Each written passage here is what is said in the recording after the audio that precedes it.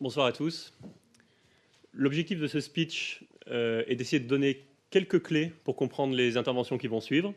Non pas de comprendre la blockchain en 5 minutes, je pense que ça serait un petit peu ambitieux, mais néanmoins, je pense qu'il y a quand même 2-3 grandes idées qui vont revenir au cours des heures qui vont suivre. Et c'est ces 2-3 grandes idées que j'aimerais que vous ayez à l'esprit, peut-être pour avancer et suivre, disons, apprécier à leur juste mesure la qualité des interventions qui vont suivre.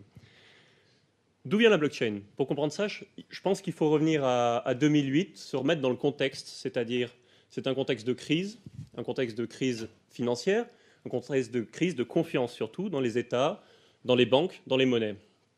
C'est à ce moment-là qu'émerge, ou du moins c'était déjà dans les idées, mais on va dire que c'est à ce moment-là que se formalise l'idée d'une monnaie numérique. Donc cette monnaie numérique, bien sûr, c'est le Bitcoin. Bitcoin, c'est une monnaie qui a l'ambition de devenir en fait l'équivalent de l'euro, c'est-à-dire de l'argent liquide numérique. C'est une ambition assez forte et pour ça, donc, il y a 3 problématiques qu'il est important de garder à l'esprit. La première problématique, c'est que le Bitcoin veut que les échanges se fassent d'utilisateur à utilisateur.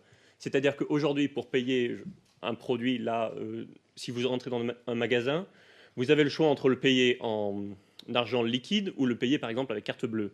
L'objectif du Bitcoin, c'est d'être l'équivalent de l'argent liquide, c'est-à-dire d'utilisateur à utilisateur. Le deuxième enjeu, empêcher que l'on donne 2 fois le même Bitcoin, c'est-à-dire empêcher que moi, je fasse de moi-même, depuis mon poste de la création monétaire, pour pouvoir me payer tout ce que je veux, parce qu'évidemment, la monnaie ne durerait pas dans ce cas-là.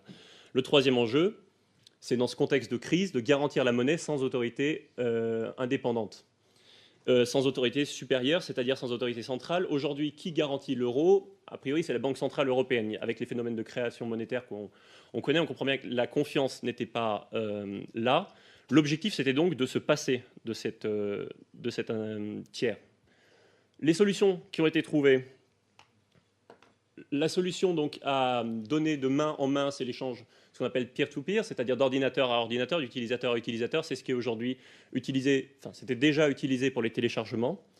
La solution au deuxième problème, qui était donc de pouvoir s'assurer qu'il n'y ait pas de création monétaire, c'est les transactions sont toutes sur un registre. C'est ce registre-là qui va lister les transactions et on pourra remonter ce registre pour vérifier que moi, lorsque je donne par exemple un Bitcoin à quelqu'un d'autre, je ne crée pas ce Bitcoin, que je l'ai bien reçu en amont. Enfin, la troisième solution, la troisième réponse, c'est-à-dire la réponse à cette envie de ne pas avoir d'autorité supérieure, c'est le fait qu'en fait, on n'a pas une autorité au-dessus qui chapeaute, mais ce sont les utilisateurs entre eux qui vont valider ou non les transactions, remonter d'eux-mêmes l'historique, et pour ça, ils ont tous une copie de ce registre. Et c'est-à-dire que ce n'est pas qu'on a un registre quelque part qui est stocké dans un serveur et après on fait des copies. Non, c'est que un certain nombre d'utilisateurs ont des copies de ce registre qui sont mises à jour régulièrement.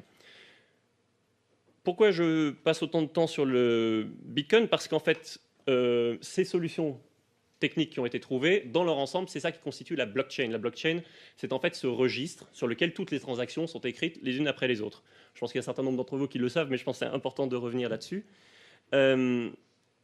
Ces réponses-là ayant été posées, est venu le temps, peut-être 2014, presque un temps de maturité, je ne sais pas si c'est le bon mot, mais en tout cas de prise de recul. C'est-à-dire qu'on s'est dit, bon, ces solutions techniques qui ont été trouvées, elles sont très bien, elles sont parfaitement appliquées à une monnaie. Maintenant, est-ce qu'on peut prendre du recul et penser plus largement, peut-être l'appliquer à d'autres choses, à d'autres types d'informations? Et donc on a commencé à raisonner autrement. On a commencé à considérer cet échange peer-to-peer, finalement, c'est de la désintermédiation. Avant, il y avait un intermédiaire, maintenant, il n'y en a plus.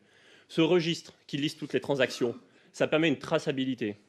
Et enfin, cette conservation du registre par tous les utilisateurs et la vérification constante des transactions, ça, c'est ce qu'on appelle le consensus distribué. C'est-à-dire qu'on ne repose pas sur une autorité centrale qui va dire oui, non, un supérieur, quelque chose au-dessus, mais c'est l'ensemble des utilisateurs qui vont décider. Et le plus souvent, c'est un concept de la majorité l'emporte. Et c'est de cette majorité qui va émerger ce qu'on peut appeler la vérité sur le réseau. Désintermédiation, traçabilité et consensus distribué sont sans doute 3 éléments qu'il faut garder à l'esprit tout au long de cette conférence. Il y en a d'autres. Je pense que vous les découvrirez au fur et à mesure, mais ceux-là sont vraiment les exemples principaux. Je vais peut-être rapidement donner un exemple de transaction sur blockchain en prenant l'exemple, le use case le plus immédiat, donc le Bitcoin. Aujourd'hui, quand vous voulez payer en ligne, qu'est-ce qui se passe? C'est tout le contraire de ces 3 points. C'est-à-dire que vous avez un intermédiaire qui est la banque. L'intermédiaire qui est la banque va vérifier, en fait, historiquement, si vous, sur votre compte, vous avez suffisamment d'argent pour payer. Et enfin, le troisième, c'est que c'est la banque qui dit oui ou non, la transaction est validée, la transaction n'est pas validée. Qu'est-ce qui se passe maintenant si si je veux faire une transaction en Bitcoin? Je soumets cette transaction à un réseau, au réseau Bitcoin. Les utilisateurs remontent sur le registre pour vérifier que j'ai bien le droit, et ensuite du consensus émerge oui ou non la décision de valider la transaction, c'est-à-dire de l'inscrire à la suite du registre, c'est-à-dire de l'inscrire sur la blockchain. Une fois qu'il est inscrit sur la blockchain, normalement, il est ineffaçable. C'est-à-dire que la transaction a eu lieu, la transaction a été faite.